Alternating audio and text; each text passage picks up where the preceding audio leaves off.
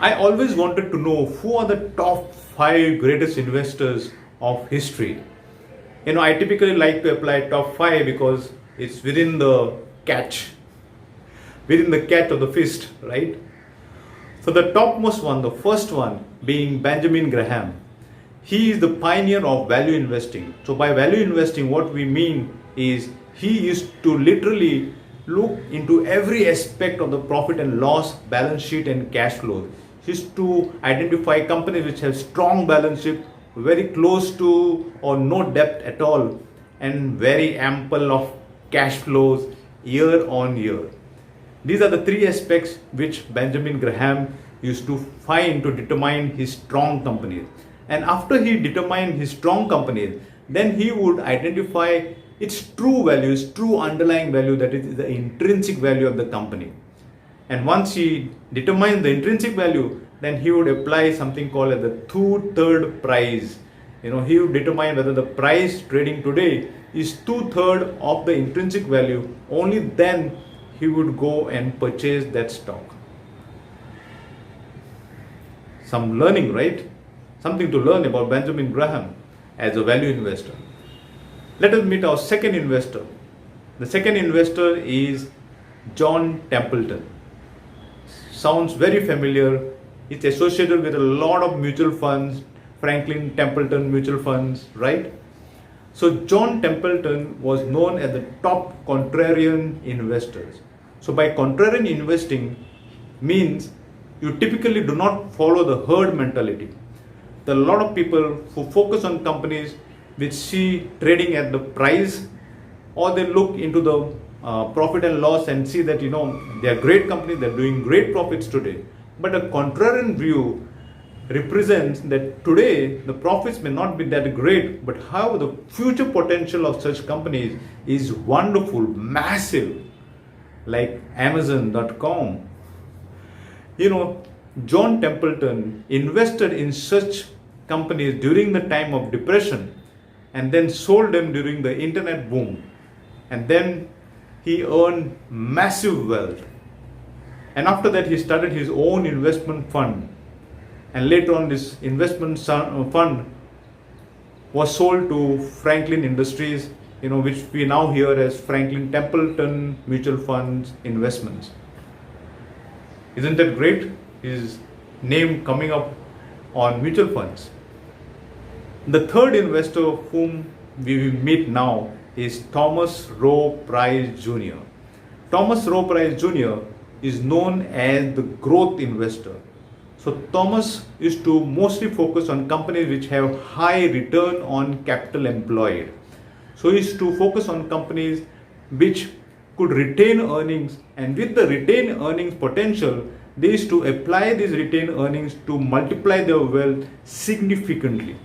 So they should not look into companies which have like dividend yields and things like that, because dividend yields have outflow of cash from the company, but retained earnings have a capacity of companies in reinvesting this capital to further expand their business, and thereby causing a compounding effect which is much superior than most of the investing philosophies.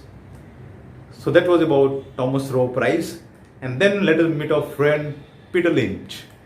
So Peter Lynch used to manage this fund called as Fidelity Funds, and during a certain period where he managed this fund, he managed to grow these funds at an annual rate of 29% every year. He beat the indexes like as though it was nothing. His approach was to know the company before you invest. He is to select companies which is within his circle of competence. And of course, then he used to analyze based on balance sheet, cash flows, and profit and loss statement. He used to see consistent returns on equity, consistent returns in profit, all those aspects of consistency.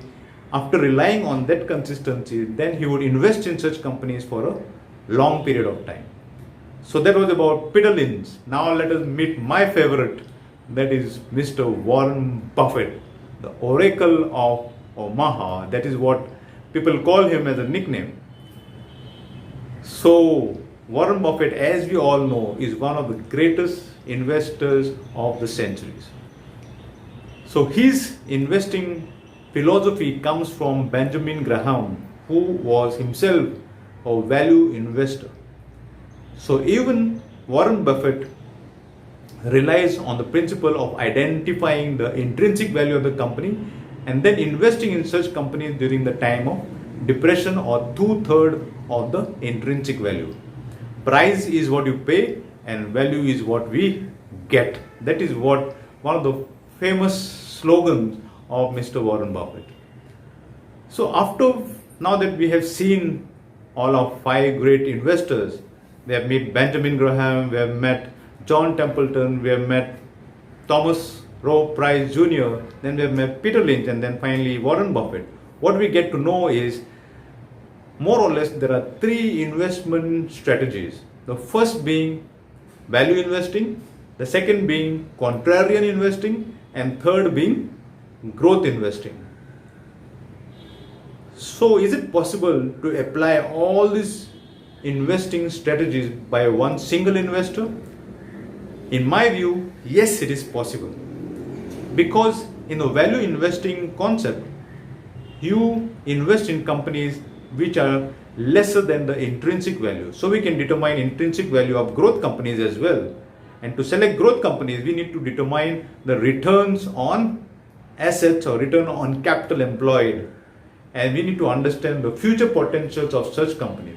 And such companies should have greater retained earnings, not paying out too much of dividends. And then finally, the contrarian view requires us to invest in companies when others are fearful, right? When others are fearful, that means we need to invest during the cyclicals. We need to wait for the depression to come or the recession to come before we invest into company. So these 5 great investors have taught me these lessons, and this is the exact philosophy or strategy which I need to follow to invest in my great company. So subscribe and watch further. We will see how we can arrive to the framework of investing pretty much soon. See you.